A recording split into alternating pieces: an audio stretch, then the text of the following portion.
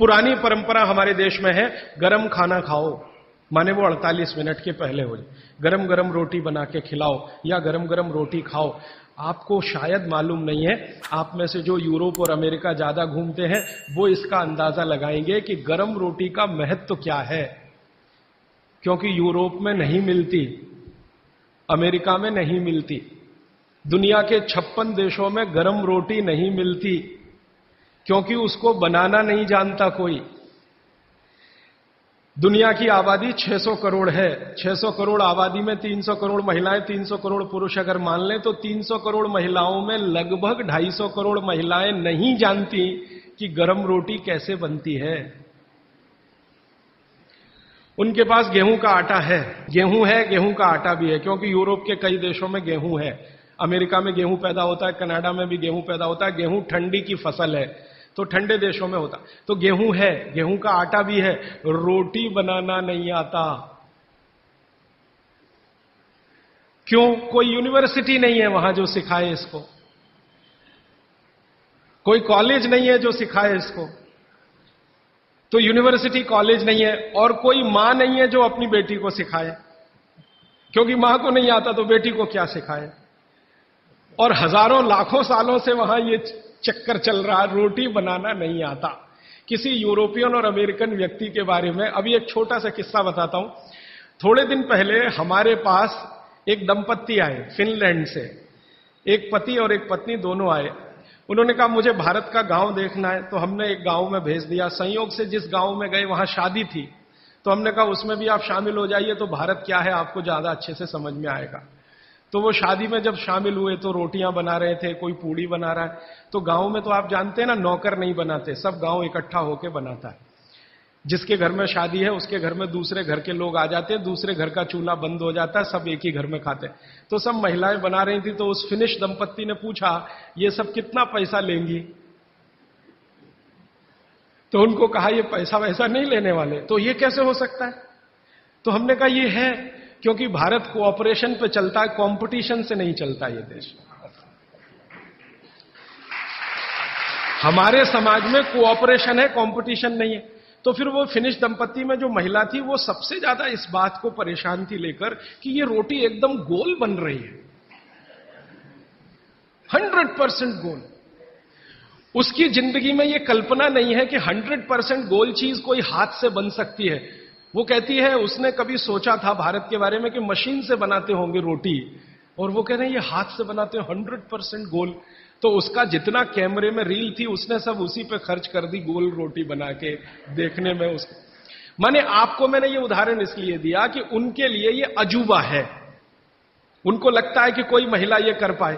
और मैंने जब वो जा रहे थे तो पूछा आपको भारत में कौन सी चीज सबसे अच्छी, तो उनका ये जो रोटी है गोल, ये सबसे महत्वपूर्ण वस्तु है जिसकी वैल्यू हमारे लिए सबसे ज्यादा है, क्योंकि हम जानते नहीं ये कैसे बनती है। और आपके घर में हर मां बहन इसको बना सकती है, 10-12 साल की बहन भी आसानी से बना सकती है।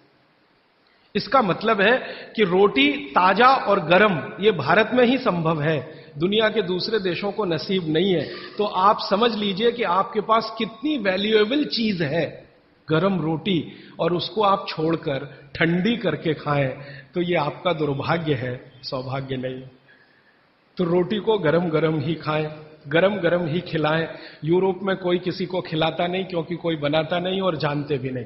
वहां तो बेचारे 3-3 महीने पुरानी रोटी खाते हैं, जिसको डबल रोटी कहते हैं, पाव रोटी कहते हैं। मैंने एक सिंपल कैलकुलेशन किया था कि पाव रोटी बनने के बाद और खाने तक 90 दिन निकल जाते हैं अमेरिका और यूरोप में। पता है क्या कि गेहूं हर जगह होता नहीं, कुछ जगह होता।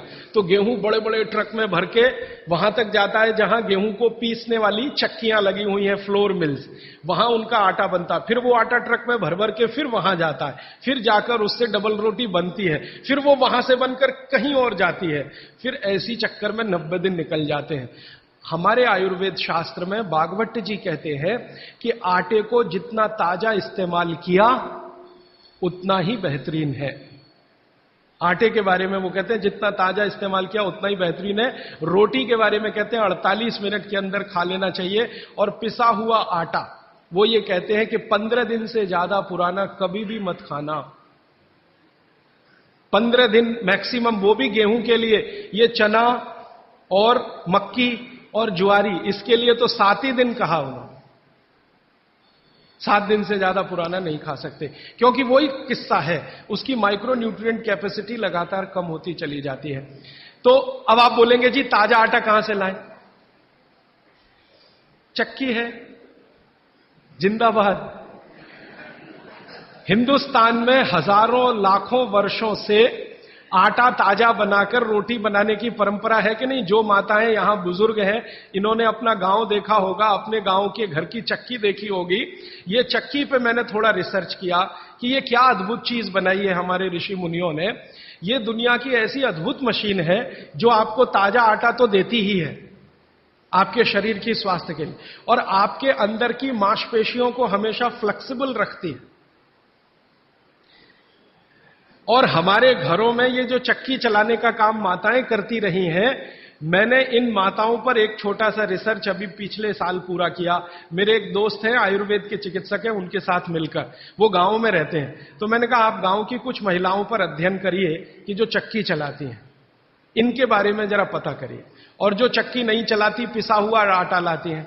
तो उन्होंने कहा जो चक्की चलाने वाली माताएं हैं, उनके गांव में 90 माताएं हैं, किसी को भी सिजेरियन डिलीवरी नहीं हुई है।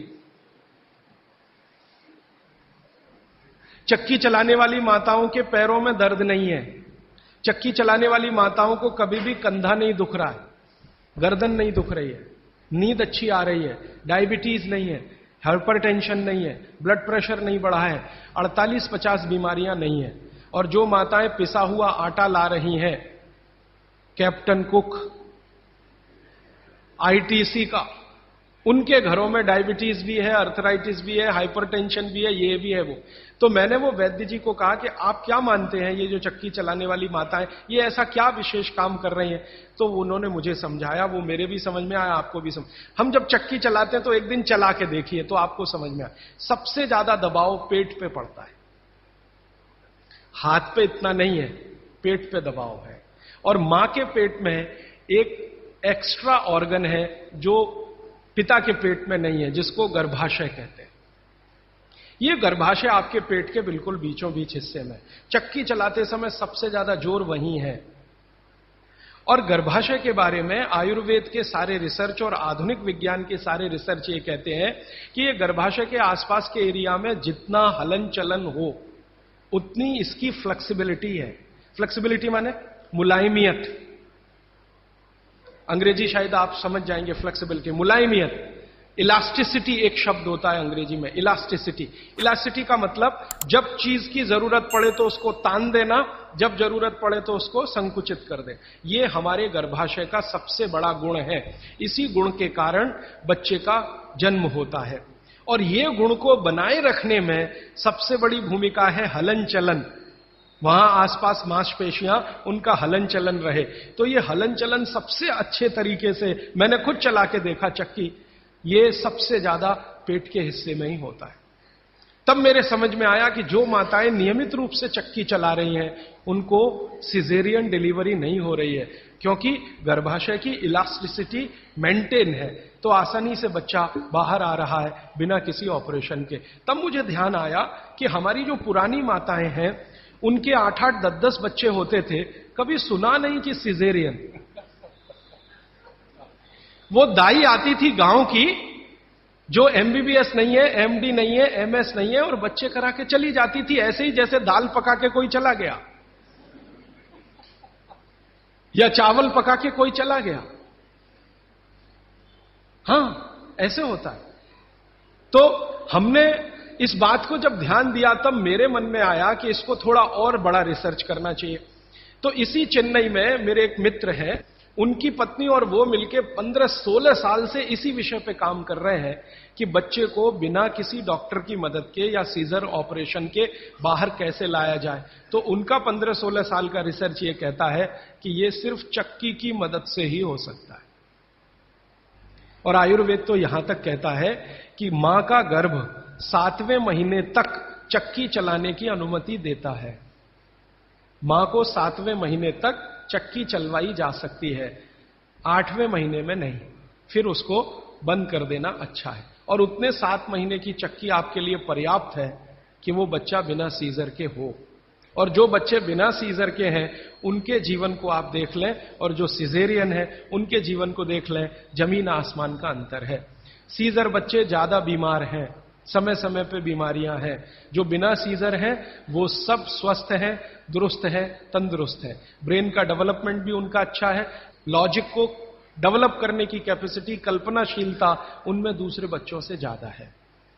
तो भागवत जी का सूत्र है कि खाना बना तो 48 मिनट में खाएं, और खाना बनाने वाली जो वस्तुएं हैं जिनमें सबसे महत्वपूर्ण है आटा, गेहूं का आटा 15 दिन से ज्यादा पुराना ना खाएं।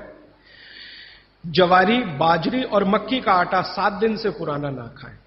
और वो ये कहते हैं कि रोज का हो तो सबसे अच्छा, सुबह बनाएं और शाम को आटा इस्तेमाल हो जाए तो वो सबसे अच्छा, ज्यादा दिन पुराना ना हो। तो अब आप इसको अपने जीवन में कैसे उतारेंगे इस सूत्र को? अगर संभव हो तो एक एक चक्की ले लीजिए, संभव हो तो। इससे कई फायदे हैं।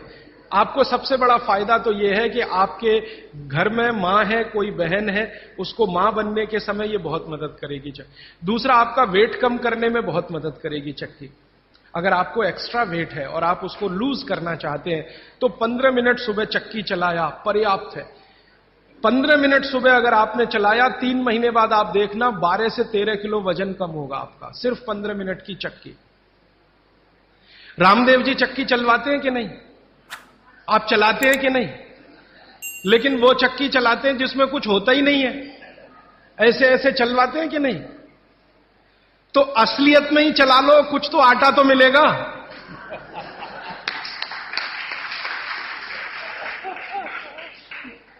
कम से कम आटा तो निकलेगा, बाई प्रोडक्ट। यहां तो कुछ निकल ही नहीं रहा है, बस ऐसे ऐसे चला। अब आप बोलेंगे जी चक्की कहां मिलेगी? चक्की अभी भी मिल रही है, यहीं चेन्नई में मिलेगी। पत्थर बनाने वाले बहुत लोग इस देश में हैं जो अभी भी ये काम कर रहे हैं, लेकिन वो रो रहे हैं कि राजू भाई ये कोई खरीदता नहीं, हम क्या करें, हमारा सिलबट्टा भी कोई खरीदता नहीं, चक्की भी कोई। तो मैंने संकल्प लिया है कि मैं बिकवाऊंगा आपकी चक्की। हां, और मैं उनका फोकट का मार्केटिंग मैनेजर हूं। वो मुझे कुछ एक पैसा नहीं देते, लेकिन मैं उनके लिए मार्केट बनाने के काम में लगा हुआ हूं।